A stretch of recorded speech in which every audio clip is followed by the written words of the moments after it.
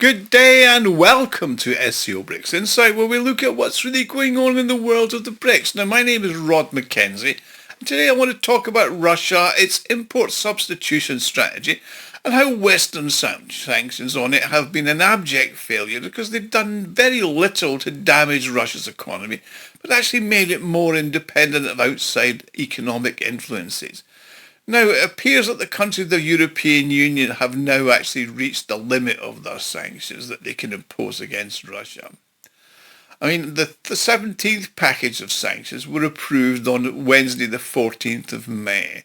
However, none of the measures imposed are expected to pose any significant damage or threat to the Russian economy, which you have to say has demonstrated its resilience in adapting to challenges in most sectors over the past period. And obviously, it was impossible to completely replace European goods, and which countries did help with the import substitution. Well, let's have a look. I mean, market adaptation is a key consideration for any business, according to Vladimir Remkin, who's a senior research fellow at the Structural Research Laboratory of the Presidential Academy. Now, he stated that most sectors of the Russian economy suffered to one degree or another from sanctions. Now, the most significant impact was felt by those directly affected by sanctions, and those were namely in the extraction and processing minerals as well as transportation sectors. Now, in terms of added value, mining fell by 1.9% in 2024 compared to 2021, oil refining by 2.3%, and metallurgical production by 2%, and the production of motor vehicles, trailers, semi-trailers by almost 25%.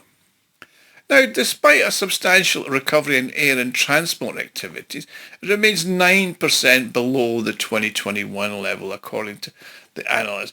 So Russia's effectively adapted to the sanctions imposed, although threats and secondary sanctions will continue to impact the country's foreign trade, according to Galina Sorenka, who's a director of the Institute of Economics and Finance at the Russian State University of Management. Now, before I continue, I'd like to make an appeal. If you like and enjoy my videos, you can help me fund the channel and my website, SCOBRICSinsight.com, to further develop them. You can do this by making a small donation, which is done by clicking on the thanks button at the bottom of the video screen. Everybody who donates does get a personal thank you from me, and I'm thanking you all now. So, in the first quarter of 2025, exports were down by 6.7% compared to the same period last year, while imports were relatively unchanged.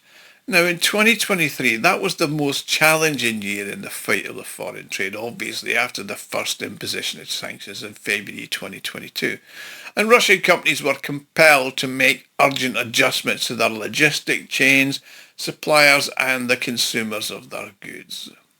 So consequently, exports in 2023 were down by a significant margin of 28%, with the trade of raw materials particularly impacted. Now, despite the growth in the sales of hydrocarbons and other raw materials last year, the volume of mineral resources in the foreign markets in dollar equivalent terms in 2024 is actually 32% less than in 2024, according to the Galina. Now, Galina also emphasized that the machine building industry, including the automobiles, suffered significantly from sanctions. I mean, despite the presence of Chinese-made cars in today's automotive market, Russian manufactured vehicles often rely on Chinese alternatives or reverse engineered parts to meet demand, and that's led to a significant increase in the cost of vehicles in Russia over the past 3 years. Now on to the manufacturers of textiles, footwear, as well as tanners. They were actually the most successful in adapting to the sanctions. I mean, the departure of their major competitors from the market enabled the fashion industry to expand its niche within the country and to actually exceed its export figures by 20% over the last 2 years. As Arthur Lear, who's the vice president of the Association of Exporters and Imports, said, that Countries that impose sanctions on Russia have exhausted almost all of their available instruments for pressure, and that's despite them being completely useless. Now, the banking sector was under the greatest pressure, and it's emerged with the most adaptable solutions. I mean, settlements have been progressively transitioning to national currencies, and an alternative cost-effective payment routes have been established. Ms. Olga Ponomareva, who's a research fellow at the All-Russian Academy of Foreign Trade, stated, the key areas in which it was necessary to accelerate import substitution under sanctions, including the production of vehicles, machinery, and industrial equipment, plus electrical equipment, electronics, optics, and chemical products. So the implementation of import substitution processes in these sectors is occurring at varying and different speeds, since the development and production and the reorientation of the technology chains did require a large amount of financial resources and considerable time. That said, despite the fact that it's still too early to talk about complete import substitution, Russia and its companies have already demonstrated a serious level of success in production and meeting local demand. I mean, the focus of businesses is on equipment for industrial automated systems, microelectronics, including for the needs of domestic manufacturers now of consumer electronics, the spare parts for and components for special equipment, plus for making manufacture of textile products. So it's been evident that there's been significant progress in the replacement of foreign software too. I mean, this is a matter that's received particular attention as the field of digital technology solutions in general is very important. Now, the breeding centres for domestic seed production for agriculture is a factor in ensuring food security, and that's been very, very successful. I mean, while there's been local successes in import substitution, I mean, Vladimir Eremkin believes it's unrealistic to expect a large-scale task to be solved globally within a short time frame. That said, they've done pretty well. I mean, the process of import substitution in all aspects of industry requires, in addition to personnel, technology and equipment, plus finance, at least another 3 to 5 years to develop and implement products in sensitive areas. I mean, we've seen this in the example of domestic aircraft, where we'll see this year the first test flights of the import substituted versions of aircraft using Russian-made equipment. But their serial production will not be launched until 2026, and that's taken 4 years.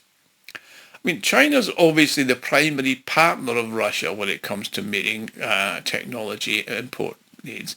But with regard to export deliveries, domestic producers have adapted their strategy to focus on the Asian markets, which now account for almost 75% of Russian exports.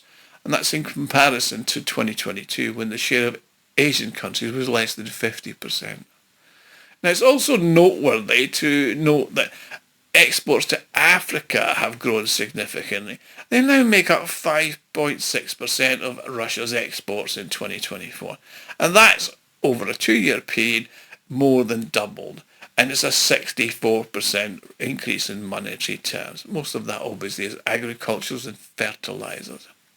Now, Soronikina emphasised that the main reorientation in foreign trade has occurred from Europe and America to the countries of Asia and Africa, and that applies to both exports and imports. In Asia, in addition to the increased trade turnover with China, India and Turkey, turnover with the Eurasian Economic Union countries continues to grow, and Russia's largest foreign trade partners in Africa are now Egypt, Algeria, Morocco and Tunisia.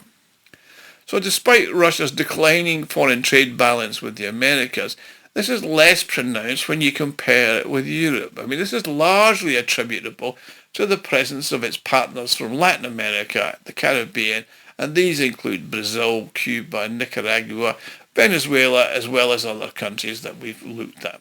Anyway, that's the situation with import substitution and the failure of sanctions.